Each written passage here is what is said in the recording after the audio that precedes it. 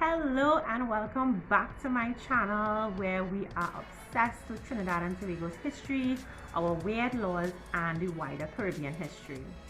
I'm so glad you could join us today, and today we're looking at some of our more weird laws. If you know, on my channel I already have a part 1 and this is part 2. So if you want to see part 1, it will be linked below. Now when I was doing research for this video on looking up more of our strange laws, I realized that the Summary Offences Act has some really weird laws. And let's get into today's video. You guys know I could never say that. Let's get into today's video and let me show you what I mean. According to section 29 and 30 of the Summary Offences Act, if you are caught stealing or receiving stolen goods, damaging people's property or crops, the judge or magistrate who is convicting you has the discretion to add corporal punishment to your sentence.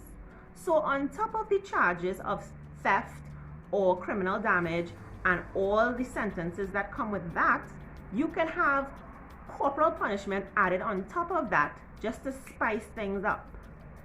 Now, I was trying to find the last time that this sentence would have been handed down to someone in Trinidad and Tobago, and the only thing I could find was a case in, I believe it was 1993. I didn't write it down, but it was against a minor. I think he was like 15 years old or 13. Again, I'm so upset that I didn't save it, but I'm sure there would have been other cases. But of course, you know, a lot of our case law, older case law, is not online, so I did not have access to actually find the actual last time the sentence was inflicted. And of course, we know that has not been done in quite a while because I didn't even know that I am a lawyer. However, could you imagine a magistrate or a judge deciding to actually use this law today in 2024?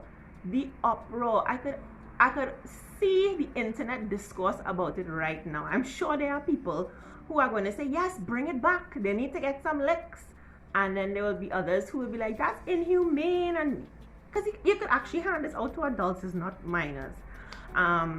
Although we know that corporal punishment against minors in schools and institutions is against the law. So I don't know, tell me in the comments what you think about this. Did you know that it is actually against the law to be idle in Trinidad and Tobago? So section 45 of the Summary Offences Act says, and I'm reading him, an idle or disorderly person shall be liable to a fine of $200 or imprisonment of 1 month.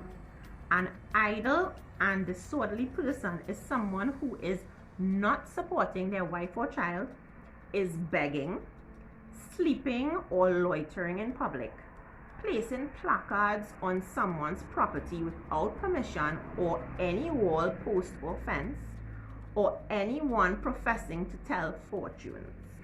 So that is all. That is an idle and disorderly person. So taking this definition into account, are you or does someone you know fit the description of an idle person? I know a few people who would fit into the description of an idle person. Do you? Let me know in the comments below. Are you or do you know someone who would fit the description of being an idle and disorderly person?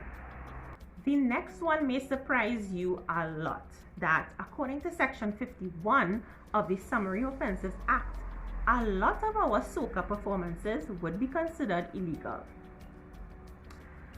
According to section 51, any person who engages in any performance for entertainment will be fined $400 if they are indecently dressed, performs lewd or suggestive dancing or actions, uses profane, insulting or obscene language, or ridicules any individual or section of the community. Now, I have seen and you have seen many a performance that would fit this description, but as we know, that is the bacchanal we like for carnival and for our entertainment, and these are the more obscure laws that may not fit our society now, so they are not used, they are not implemented, they are not going to be, used against us anymore. Except the obscene language, we know there have been instances where people were actually arrested for using obscene language in their performance.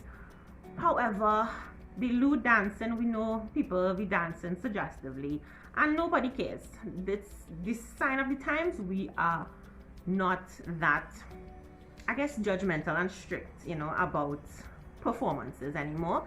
And yeah, these are the more obscure laws, and people always ask, why these laws still on the books? Why don't we get rid of them? I think it's because it's not affecting us anymore.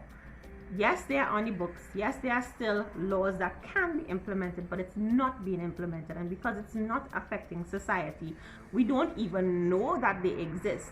And if we don't know they exist and they're not affecting us, nobody's really going to take the time and the money and the effort to take it to Parliament to have it removed. That takes time and money. So that's the reason why a lot of these old laws that are no longer implemented and no longer going to affect us as a society, they're not going to be removed. Nobody's going to take that time and money and that effort to remove old laws that are not affecting us today. So they're probably going to stay on the books forever. But let me know in the comments below what you thought about these laws. And do you know, like, if you're an older person, do you know anybody who has actually been affected by these laws in the past? Especially one about the corporal punishment. Let us know if you remember a case back in the day where that was a sentence that was handed down. And as always, guys, remember to like, comment, and subscribe. And also, I started a TikTok for this channel.